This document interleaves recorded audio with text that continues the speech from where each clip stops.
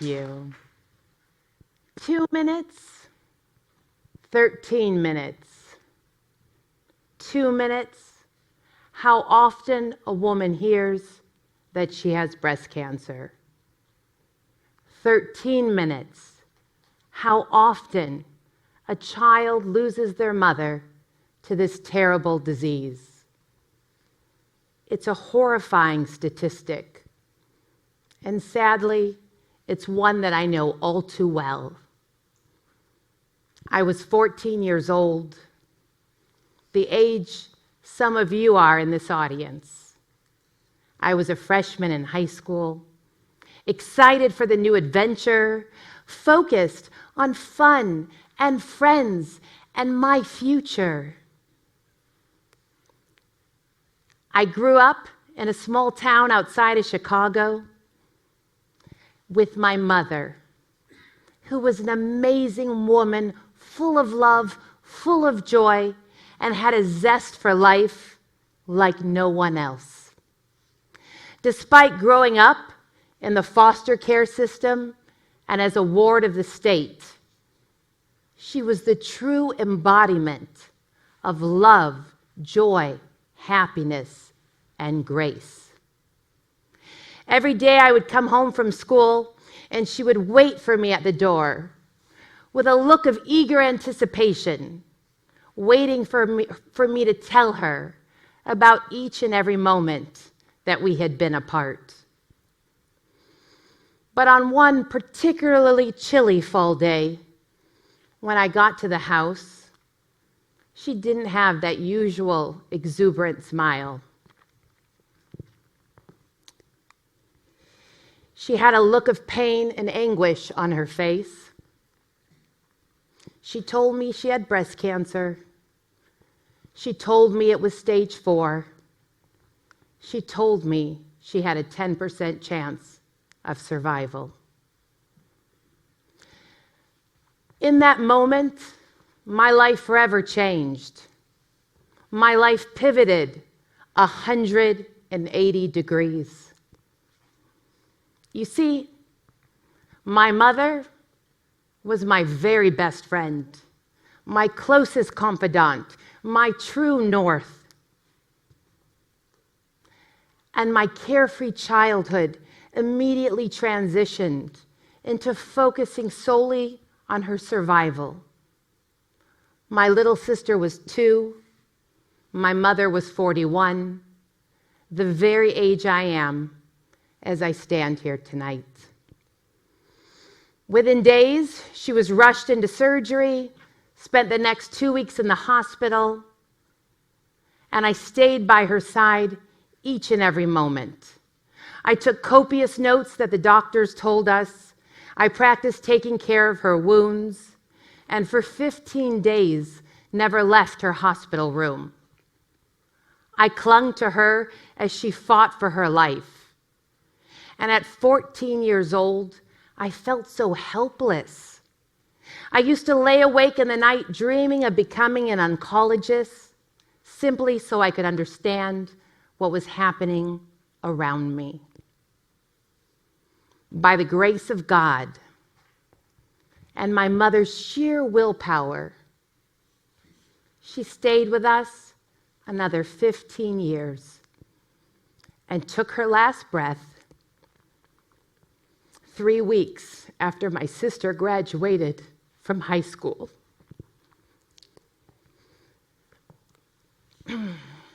So when I went off to college, I wanted to make sure that other daughters didn't suffer the same fate. You see, 5 to 10% of breast cancers are the result of a genetic predisposition, but 90 to 95% are the result of environmental factors, lifestyle factors, environmental factors like food and pollution, and especially chemical exposure. And I needed to do something that could protect other people like my mother, and something that could empower other people to protect their families and the ones that they love. I used my passions and my convictions to define the true mission of our cleaning products company and to make sure that we reached the highest levels of green chemistry, ingredient safety, transparency, and sustainability. I wanted to build a business for good. I wanted a business that could tackle some of the greatest challenges we face, including the health and wellness of our people and the health and wellness of our planet.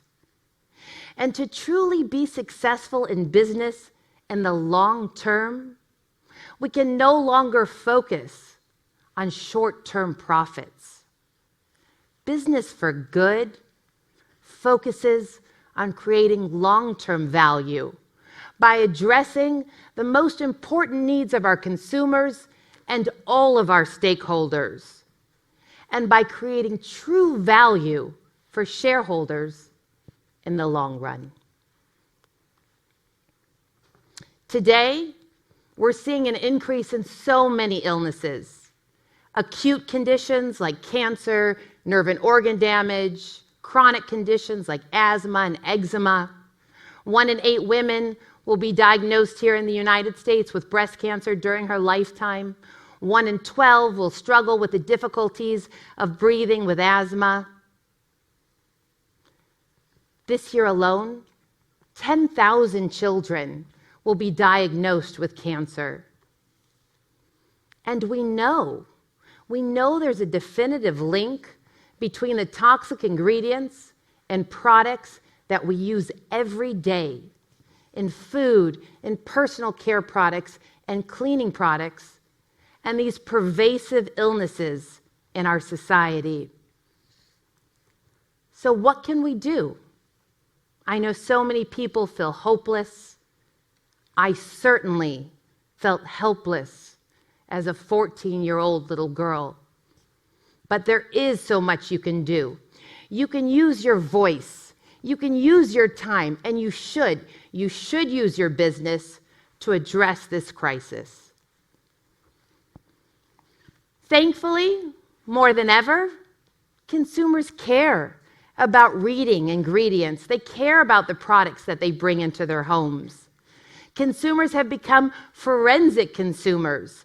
They're looking online. They're looking for third-party certifications. They're hungry. They're hungry for information. But right now, here in the United States, the disclosure of most ingredients is not required. And in the cleaning product space, there's no requirement for disclosure of ingredients. I was recently up in Sacramento, and I had the opportunity to listen to parents calling into the Poison Control Center. And it was so sad. It was unbelievably sad because frantic parents were calling Poison Control Center for help, and the operators were asking the parents to tell them the ingredients in the products that their children had ingested. But because the ingredients weren't listed, the poison control centers couldn't help the parents. Many children became very sick. Many children died as a result of a lack of transparency.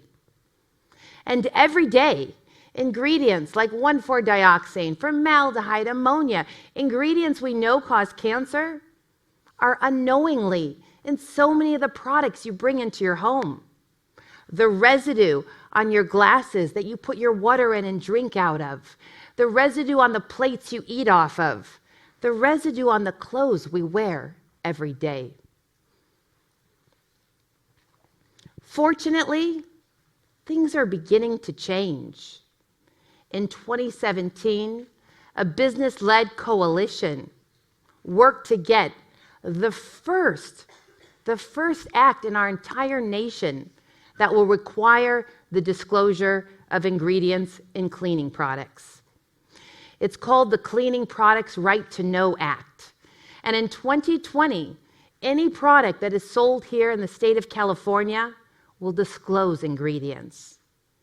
And New York followed suit with a similar regulation. So consumers will finally have the knowledge.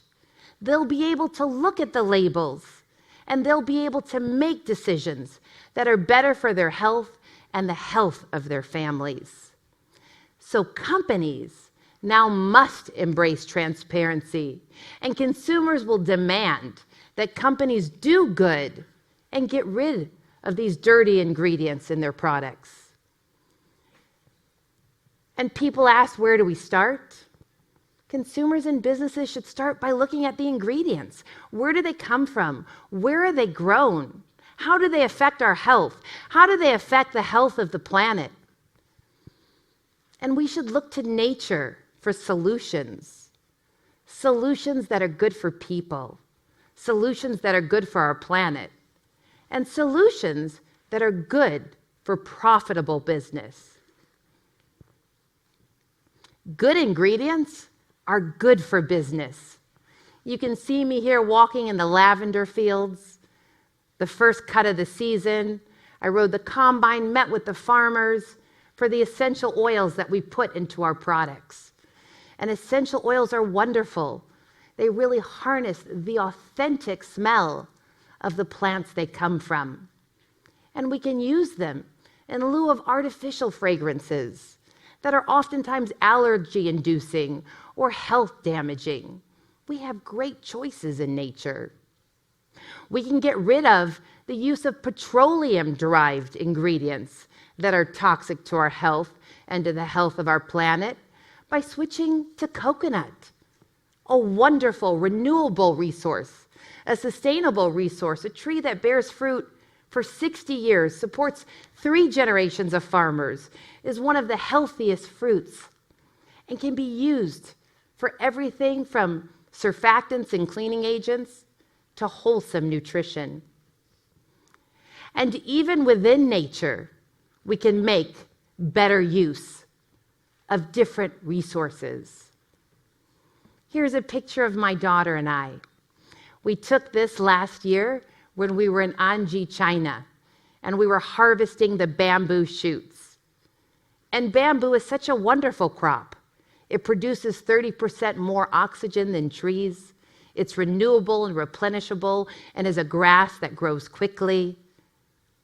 And instead of cutting down trees that take 10 or 20 years to grow and are important for our air, we can use bamboo fibers and make treeless products. In 2015, the world's nations and scientific leaders gathered in Paris, and they gathered to talk about reducing greenhouse gas emissions and ensuring that we halted the rise in the global temperature and kept it at 1.5 degrees Celsius. 1.5 degrees doesn't sound like a lot. You wouldn't notice it while you walked to school on a breezy day or you stood in a park. But the future of our planet depends on these small changes.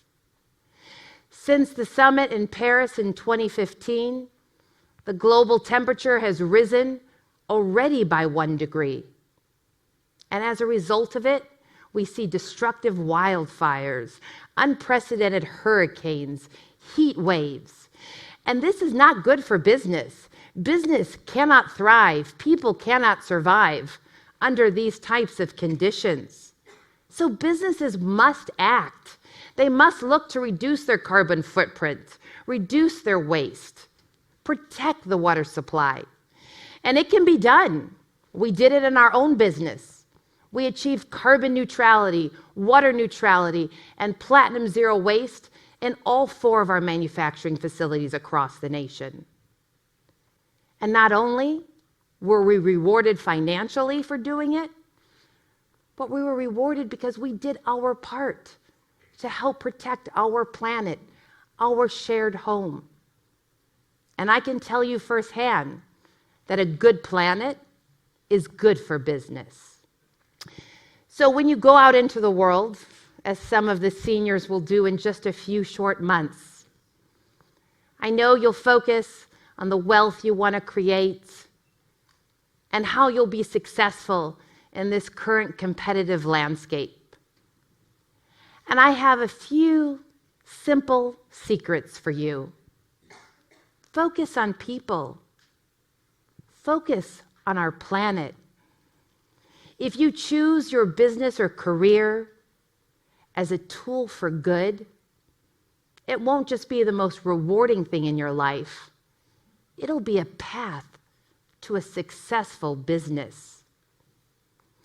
And it'll be a way to create a healthier and more sustainable world for each and every one of us. When I look at this photo, that was my mother's final birthday here on earth. And I was here with my daughter, and we shared in that wonderful moment. I am grateful.